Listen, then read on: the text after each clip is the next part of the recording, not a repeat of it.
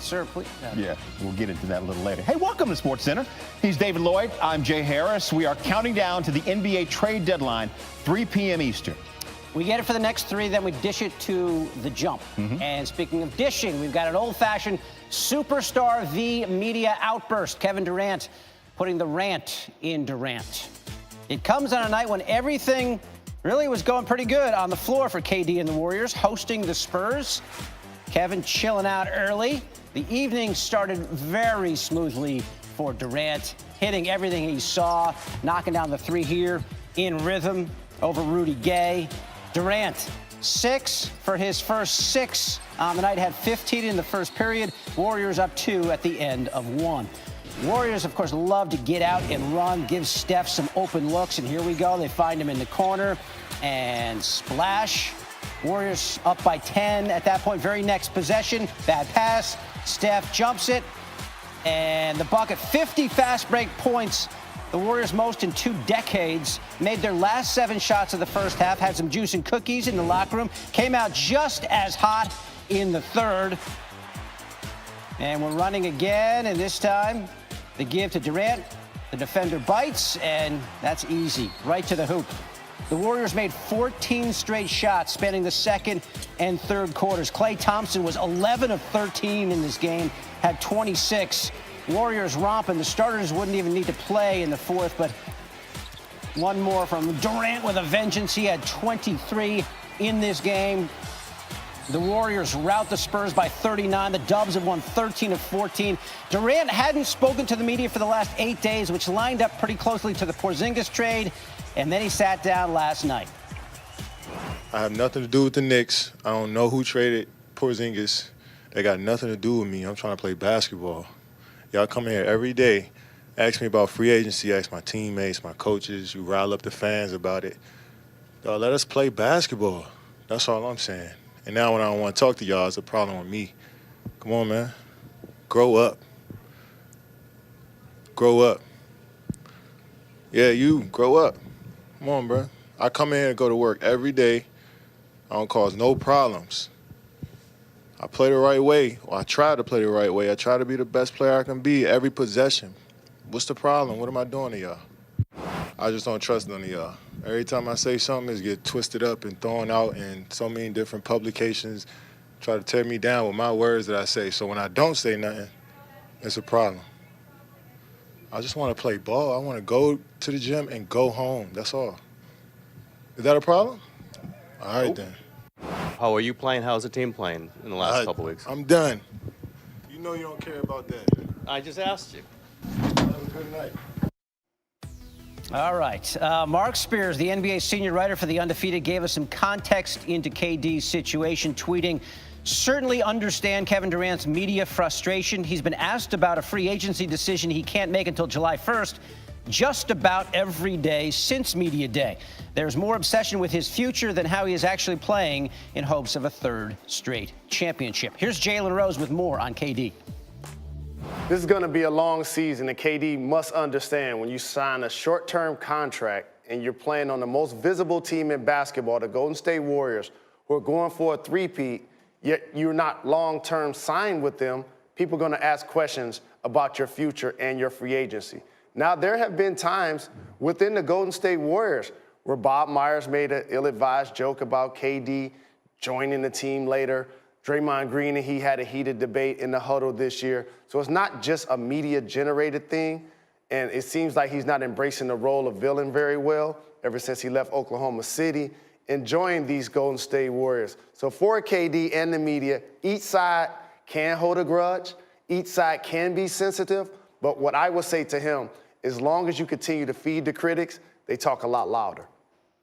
Westgate has given hypothetical odds on potential landing spots for Durant this summer, and they still place the Warriors as the heavy favorite at 1-2. If he were to switch teams, the Knicks have the next best odds, and a lot of people this morning opining how Durant would endure the smothering New York media if that came to pass. David Lloyd, James Harden and the Rockets taking on the Kings. Harden still on fire. Early first. Dribble, step back. That's just what he does. Hot early. Rockets down 2.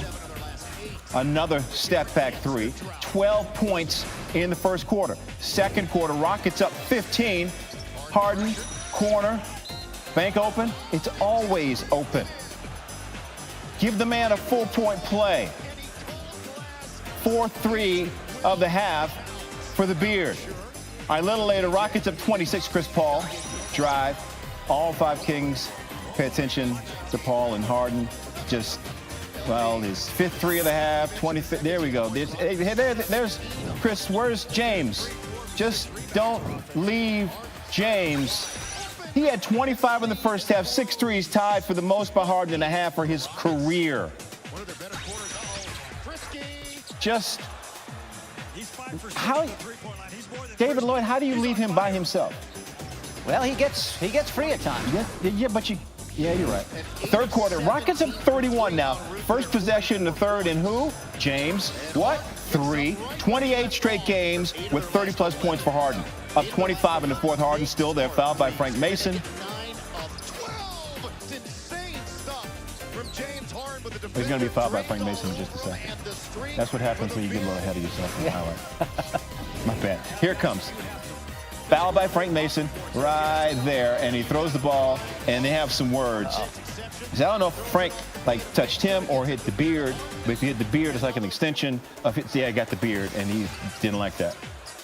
So Harden got a technical for that, and the possession continues after the technical free throw. Don't touch my beard. I won't touch your hair. Okay, Mason posts him up, and take that, young fella. 36 points.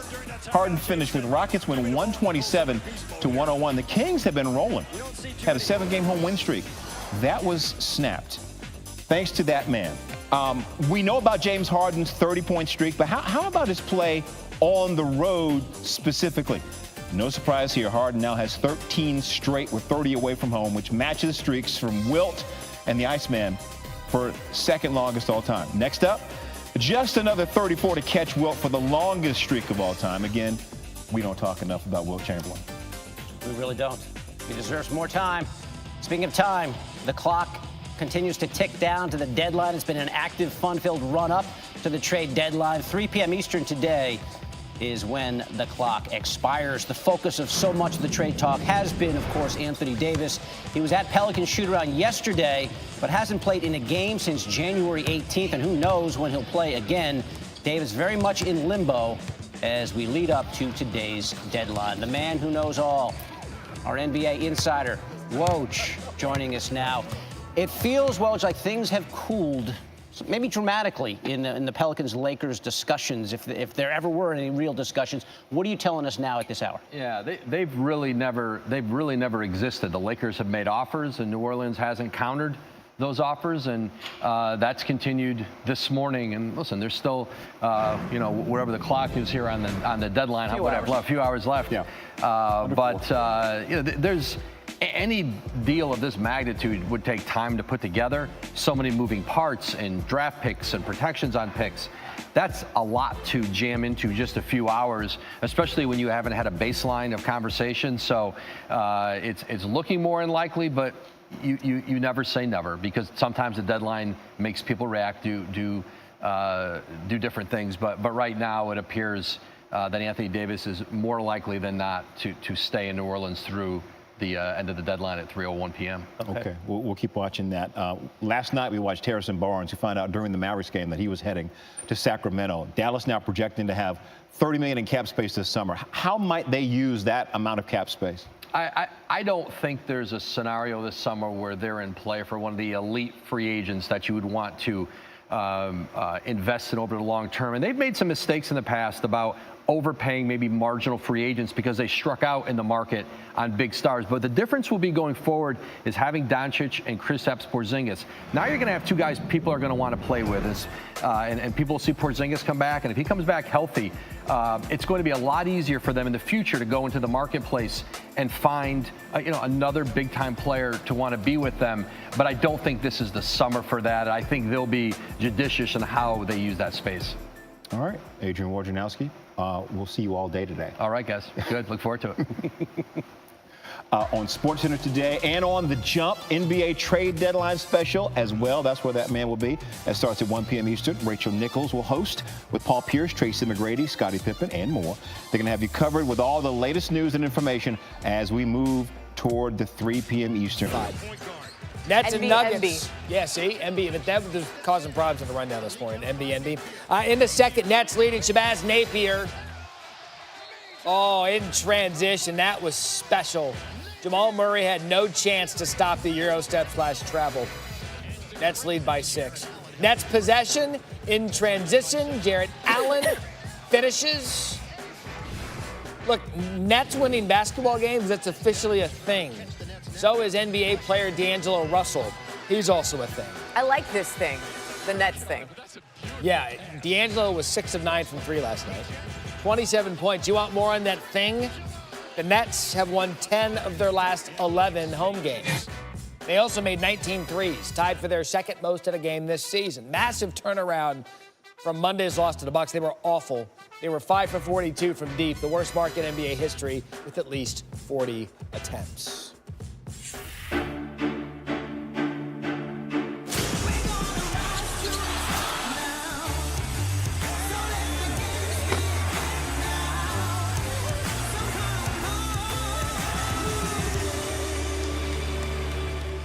This was sort of the news when we woke up yesterday morning. Tobias Harris headed to Philly. The Clippers and the Sixers had reached an agreement. Now the Clippers sort of build for the future, and the Sixers in this deal are building for right now, because you pair Tobias Harris with Joel Embiid, Ben Simmons, Jimmy Butler. Does that give us a new Big Four in the East? Well, we can debate that later. Let's debate right now what it means for that Sixers lineup, and Bobby Marks is back with that. Look, they added Harris, but what other assets do they still have that they could still potentially tweak before this 3 o'clock trade deadline to further bolster their lineup?